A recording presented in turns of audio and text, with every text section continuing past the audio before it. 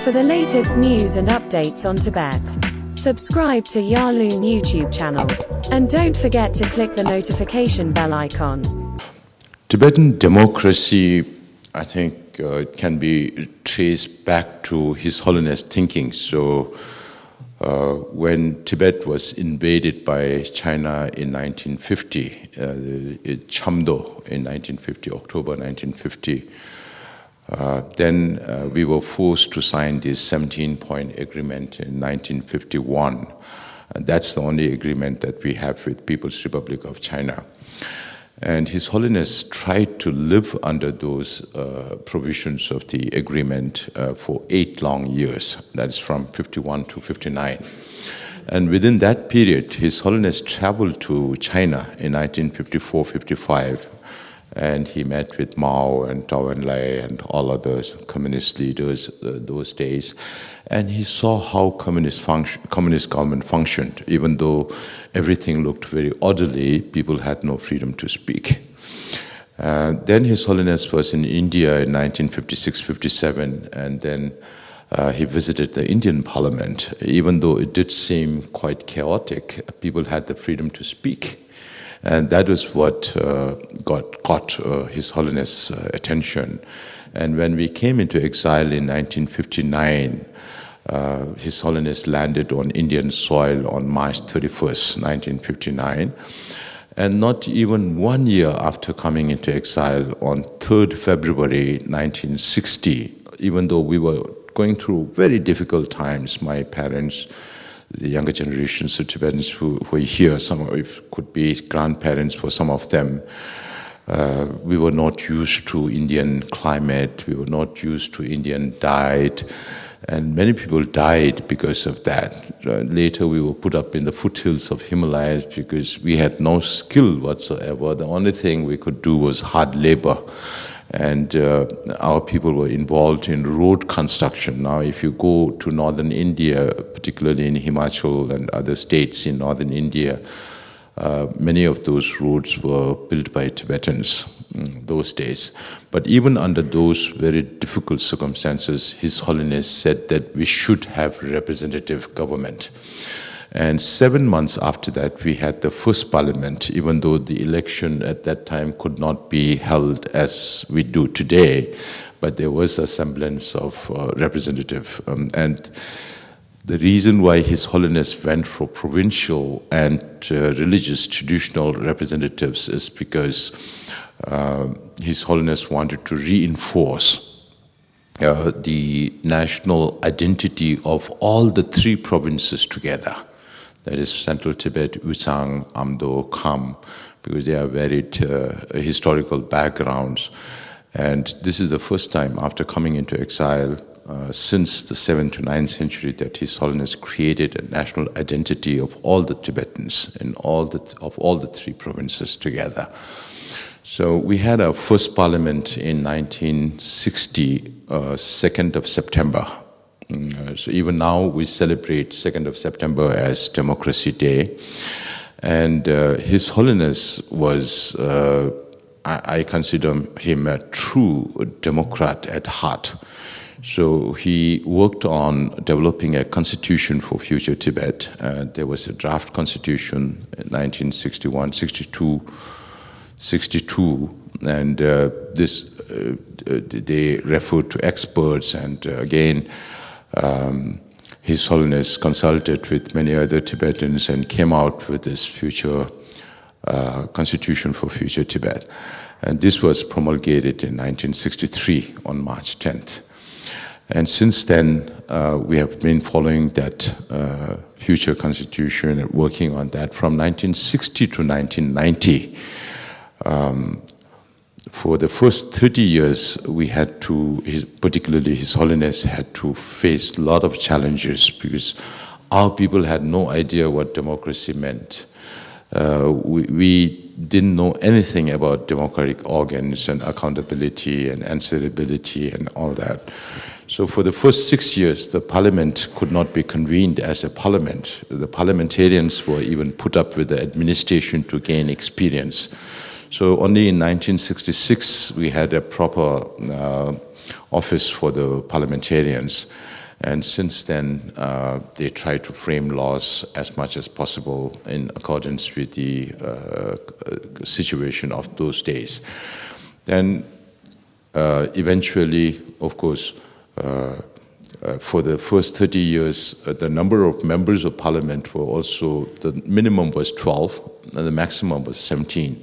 There was also a period when there were reservation for women in the parliament, and when there was reservation, it went up to 17. When there was no reservation, it came down to 13, 14, and sometimes His Holiness nominates a direct candidate, and if that happens, then it becomes 13, then 12 least.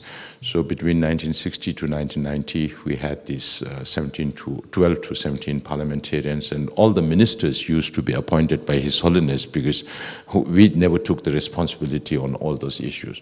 Then in 1990, just few years before 1990, His Holiness started talking about more changes. And by 1990, he dissolved both the parliament and the cabinet and held a special meeting in May 1990, representing all people from all walks of life, including people who have just started coming out from Tibet.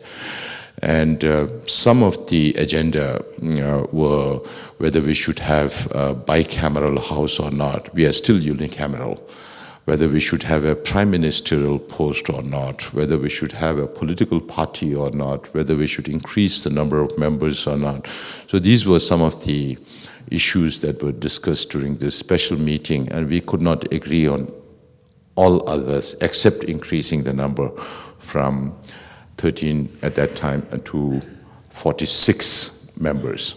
So the representation also comes from the 3 provinces of Tibet. So we still don't have territorial constituencies as you have here in UK. If we do not consider Europe as a territorial constituency. And we are also represented through the Buddhist the religious traditions. So one religion, which is the pre-Buddhist religion called Pon, they elect 2 members. And then the other 4 Buddhist traditions, they elect 2 members. So 10 members. And each of the province, irrespective of the number of electorate, elect 10 members each. Because as you can see from the Tibetan map, the border between central Tibet and India is more than 3,600 kilometers. And because of the proximity of the border, more Tibetans could come from central Tibet and less so from Kham, and still less from Amdo, which is farthest away from India. And if you look at the composition of the provincial people in exile now, about 69 to 70% are from central Tibet, 22 to 25% are from Kham, and maybe 5 to 7 from Amdo. But irrespective of those numbers, everybody elects 10 members. So I think Dechen and you did a program also on the representation part. Maybe this we can discuss during the question and answer session. So in 1991, we had 46 members, 2 from Europe at that time, and 1 from North America, because there were more Tibetans in Europe those days. Now you have more Tibetans in North America. And His Holiness used to nominate 3 members from fields of expertise, and whether it's education or other areas. So it was 46 till then in 2001, His Holiness actually wanted the parliament to be responsible to appoint the ministers in 1991. But we couldn't do that. In the charter that we adopted in 1991 and 1992, then the parliament became a meaningful legislative body. Then the parliament adopted what we practice now, the charter. We call it the charter, we don't call it constitution, because we still live in India, and India has a constitution, so there can't be 2 constitutions in one country.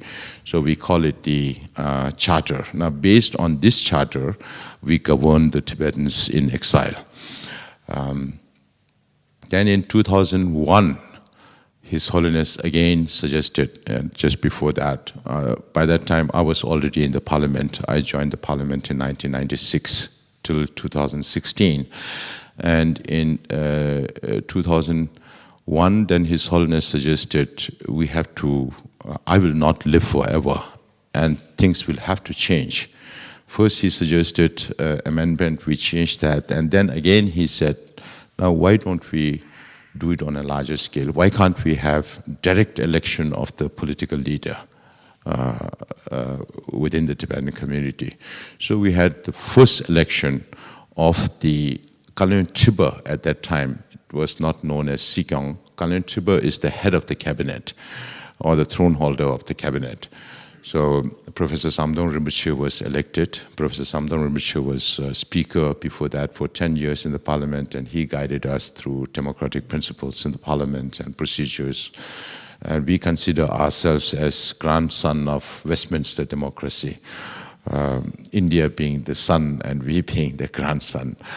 And again, 10 years after that, His Holiness decided that we should have more changes, so we had direct election. Then 10 years after that, His Holiness said, now, by that time we could sense, I was already speaker from 2008, and His Holiness asked us to accompany him during the foreign tours so that there is some sense of recognition for the elected leadership.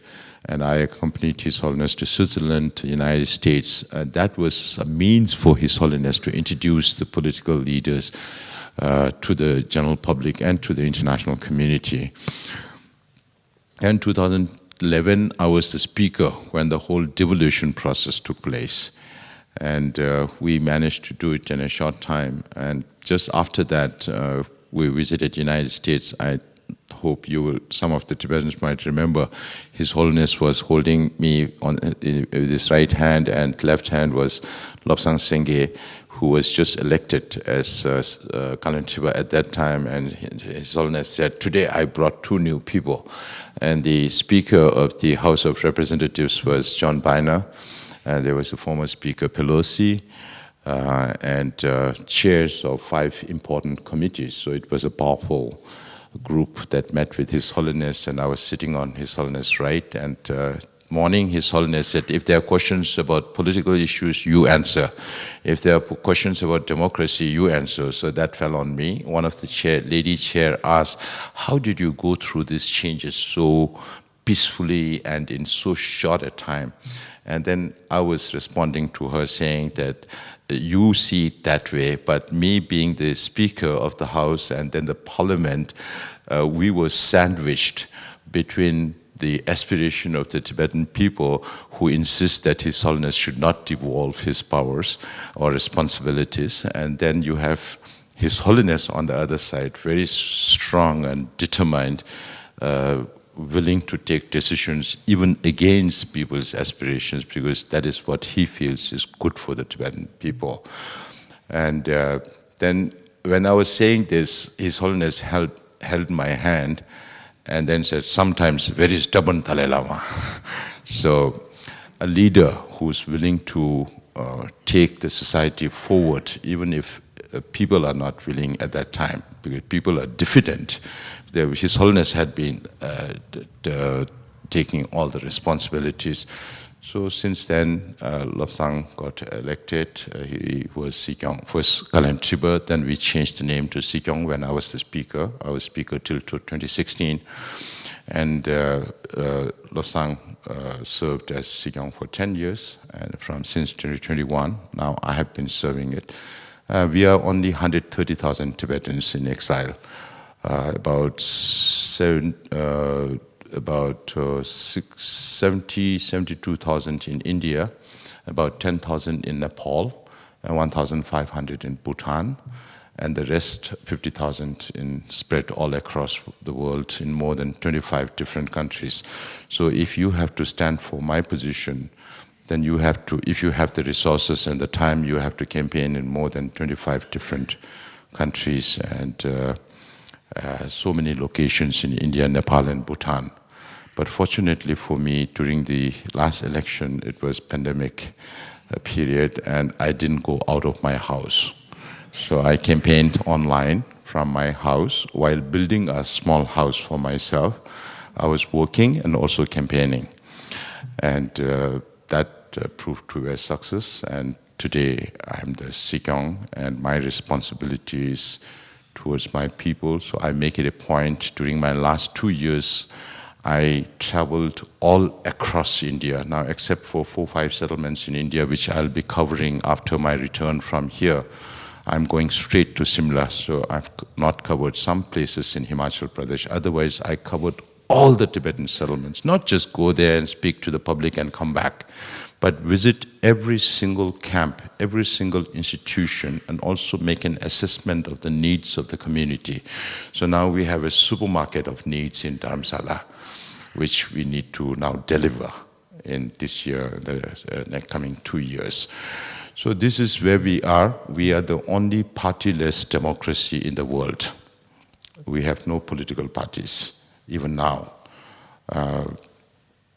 Acharya Vinoba Bhave, one famous philosopher of India, has spoken or written about partyless democracy, but there's no practicing partyless democracy. It's only us. So we don't have territorial constituencies. So when you don't have parties, you don't have ruling party and opposition party also. So when I asked one of my friends who came from Switzerland representing Europe, I asked him, how's your feeling? He says, in the West, any issue before it comes to the parliament, it's debated, you have expert committees and all that. But in Dharamsala, we don't have that. So every single person is like a political party. Unless you surrender your own conscience to somebody else, you have a full right to decide on your own based on issues that come up in the parliament from time to time. So that is how we function.